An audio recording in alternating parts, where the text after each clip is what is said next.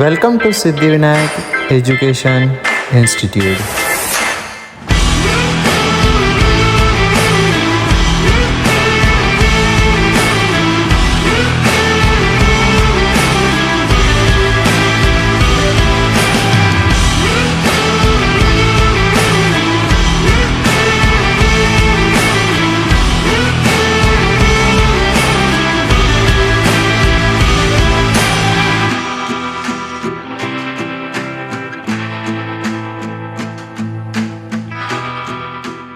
Hello everyone, my name is Anurag Nagdeve from Siddhivinayak Institute. Today's my topic is Principle of Homogeneity of Dimensions. तो principle of homogeneity क्या है? अगर अपन definition के through देखें तो यहाँ पे लिखा है इफ टू क्वांटिटीज ले लेते हैं बी और सी। अगर हम इसको ऐड या सब्ट्रैक्ट करें या फिर हम इसको इक्वलिटी में डालें तो जो इनके जो डायमेंशंस होंगे, जैसे कि इनके डायमेंशंस, जैसे ए के डायमेंशंस और बी के डायमेंशन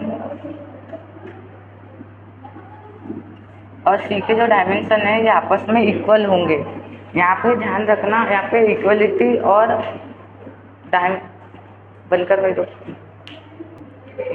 यहाँ पे नोट करने वाली बात ये है कि मैंने कहा ऐड और सब्ट्रैक्ट, मल्टीप्लाई और डिवाइड नहीं। अब हम ये देखते हैं, अगर मल्टीप्लाई और डिवाइड रहा है तो क्या करना है। अगर समझ लो यहाँ पे मल्टीप्लाई और डिवाइड की बात करें, समझ लो एक एग्जांपल लेते हैं हम ए टी स्क्वायर।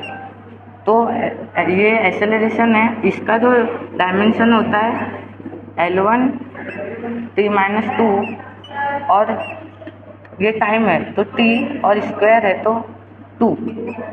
तो अब हम इनको मल्टीप्लाई कर सकते हैं, जैसे कि मल्टीप्लाई कर सकते हैं तो ये t-2 और t2 आपस में कट के L1 हो जाएगा। पर लेकिन यहाँ पे हम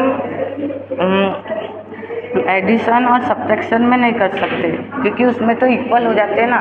वैसे ही अगर a प्लस t रहा तो हम इसको नहीं कर सकते, ऐड नहीं कर सकते क्योंकि ये आपस में इनके जो डायमेंशन है ये इक्वल हो जाएंगे।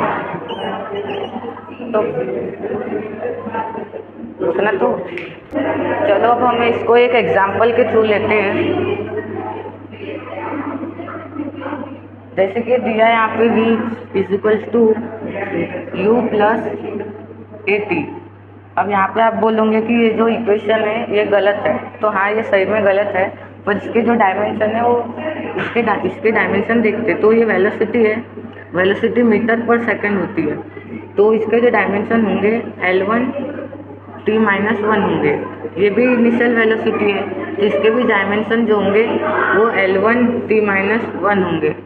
और एक्सेलरेशन होता है L1 t-2 और टाइम जो होता है वो होता है t।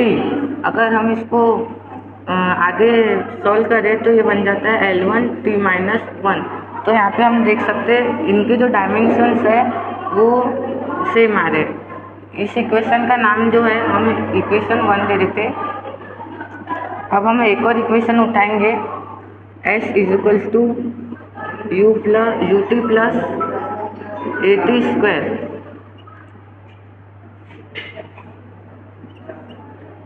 अब जो ये जो है ये डिस्टेंस है, तो डिस्टेंस का जो डायमेंशन होता है वो होता है L1।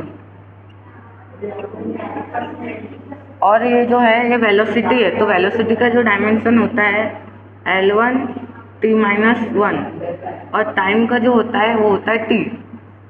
अगर हम इसको सॉल्व करें तो ये बन जाता है L1। अब जो ये हाफ है ये है कांस्टेंट, तो इसके जो डायमेंशन होते हैं ये हो भी सकते या नहीं भी हो सकते। तो अब एक्सेलरेशन का जो डायमेंशन होते हैं वो होता है L1 t-2 और जो टाइम के जो डायमेंशन होता है वो t होता है और स्क्वायर है तो t2। अगर हम इसको सॉल्व करें तो ये t-2 और t2 को आपस में कट के L1 बन जाता है। तो यहाँ पे जो डायमेंशन आ रहे ये भी इक्वल्स आ रहे। और अपन एक और इक्वेशन लेते हैं S is to U T plus A T square. तो जो इनके भी जो डायमेंशंस होंगे, ये जो डिस्टेंस है, डिस्टेंस के भी डायमेंशन होगा L1। और इसको हमने यहाँ सॉल्व किया था, तो जो इसका जो डायमेंशन आएगा वो भी L1 आएगा, और इसका जो डायमेंशन आएगा वो भी L1 आएगा। अब हम एक और इक्वेशन उठाते हैं, v is equals to u plus AT²। तो जो वेलोसिटी का जो डायमेंशन होता है वो होता है L1 t-1। ये भी वेलोसिटी है, इसका भी जो डायमेंशन होगा वो L1 t-1। और ये एक्सेलरेशन है, तो इसका जो डायमेंशन होता है L1 t-2। और ये जो T2 है, T का टाइम है, टाइम का डायमेंशन T होता है, पर यहाँ पे स्क्वायर है इसलिए T2। अगर हम इसको सिंप्लीफाई करें तो ये बन जाता है L1। तो जो इनके जो डायमेंशन है, ये दो, तो इन डायमेंशन दो के डायमेंशन सही आ रहे, पर ये एक गलत हो रहा है, तो हम इसको एक डायमेंशंस के नाम दे देते। ये है इक्वेशन 1, ये इक्वेशन 2, और ये इक्वेशन 3, और ये इक्वेशन 4। तो अब यहाँ पे हम इसको देख के कुछ सीख सकते हैं, जैसे कि ये जो है इक्वेशन, ये डायमेंशनली करेक्ट है, पर ये एक्चुअल में इनकरेक्ट है ना। ये हम इसको हम देख के बोल सकते हैं कि जो डायमेंशन है इसके सही है, पर ये एक्चुअल में इनकरेक्ट है।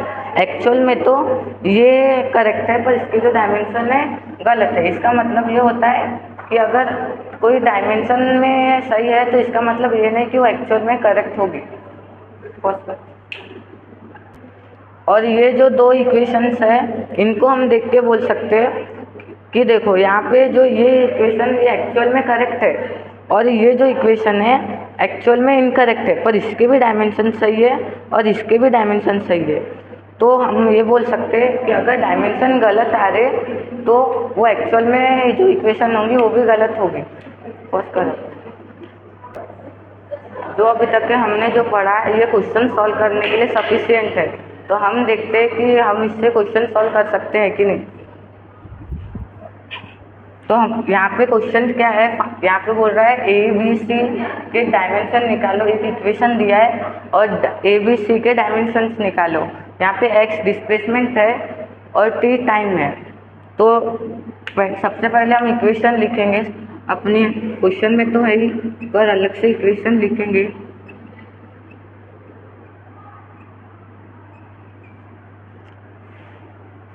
ये जो है ये डिस्प्लेसमेंट है, तो डिस्प्लेसमेंट का जो डायमेंशन होता है वो L1 होता है।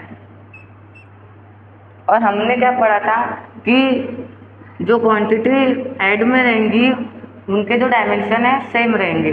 तो जो C का जो डायमेंशन है और C का जो डायमेंशन है और X का जो डायमेंशन है वो सेम होगा। तो जो X का जो डायमेंशन है वो L1 है, तो जो C का भी जो डायमेंशन होगा वो भी L1 होगा। अब हम इन दोनों को उठाते हैं।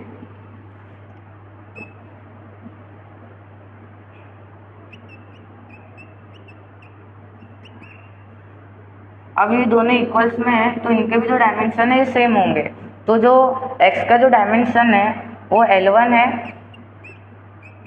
और a का निकालना है, और जो टाइम है, टाइम का डायमेंशन t होता है और स्क्वायर है तो t2। अगर a को इधर लाए और L1 ये मल्टीप्लाई में तो इधर जाके डिवाइड में होगा, तो इसके जो a के जो डायमेंशन होगा वो L1 t-2 होगा। तो यहाँ पे हमारा C और A के डायमेंशन निकल गए, अब B का बचा है। तो अगर हम X और BT क्यूब को डायमेंशन के इक्वल रखें,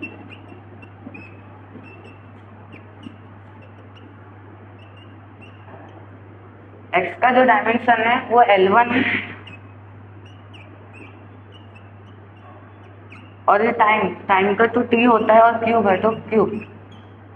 अगर हम B के इक्वल्स रखें तो जो L1 है उसके नीचे आ जाएगा क्यूब, क्योंकि टी क्यूब जो है वो मल्टीप्लाई में नीचे आके डिवाइड में होगा, और जो डायमेंशन आएंगे L1 टी माइनस क्यूब। तो यहाँ पे हमने ये क्वेश्चन सॉल्व कर लिया है।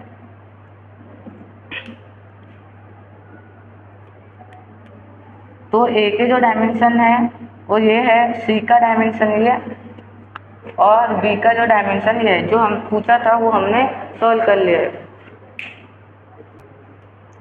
तो यहाँ पे एक और क्वेश्चन है, चलिए देखते हैं। यहाँ पे जो इक्वेशन दी है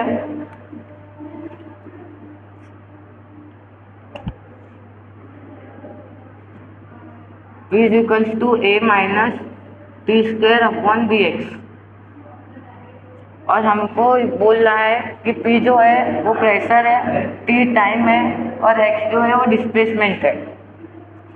तो यहाँ पे हमको A और B के डायमेंशंस निकालने बोला है। तो चलिए निकालते हैं। जो P है वो प्रेशर है, जो प्रेशर का जो डायमेंशन होता है M1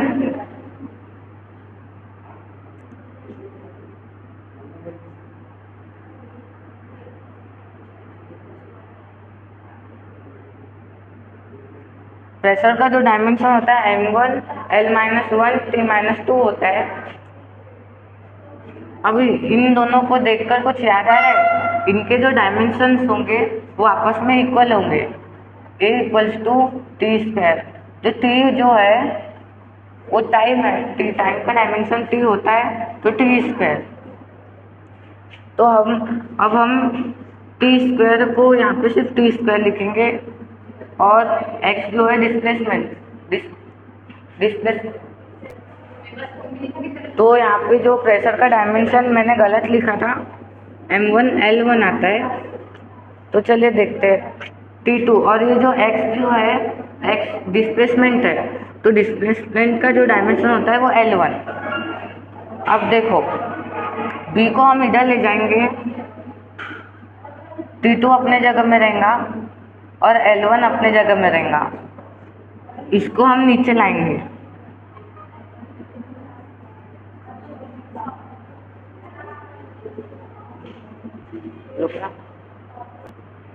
तो अब हम क्या देखेंगे, जो L-1 है और जो L1 है वो आपस में कट जाएंगे, और जो हमारी इक्वेशन आएंगी T2 M1 और T-2। तो जो M जो है वो ऊपर जाके M-1 हो जाएगा, और जो T2 है वो ऊपर जाके ये टू प्लस हो जाएंगे, तो ये ऊपर जाके +4 हो जाएगा। तो जो B के जो डायमेंशन आ जाएंगे M-1 T4। बस, थैंक यू।